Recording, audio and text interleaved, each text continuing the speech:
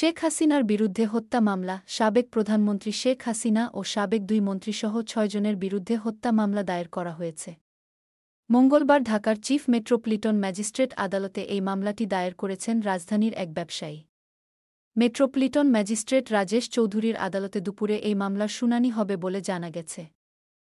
আদালত সূত্রে জানা গেছে, সাবেক প্রধানমন্ত্রী ছাড়াও সাবেক সেতুমন্ত্রী ও আওয়ামী লীগের সাধারণ সম্পাদক ওবায়দুল কাদের, সাবেক স্বরাষ্ট্রমন্ত্রী আসাদুজ্জামান খান কামাল, সাবেক পুলিশের মহাপরিদর্শক আবদুল্লাহ আল মামুন, যুগ্ম কমিশনার বিপ্লব কুমার সরকার, সাবেক ডিবি প্রধান হারুন অর রশিদ ও ডিএমপি কমিশনার হাবিবুর রহমানকে আসামি করা হয়েছে।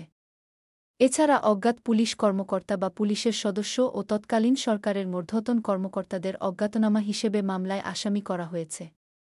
আন্দোলনের মুখে গত ৫ আগস্ট শেখ হাসিনা প্রধানমন্ত্রীর দায়িত্ব থেকে পদত্যাগ করে দেশত্যাগের পর এই প্রথম তার বিরুদ্ধে কোনো মামলা দায়ের করা হল।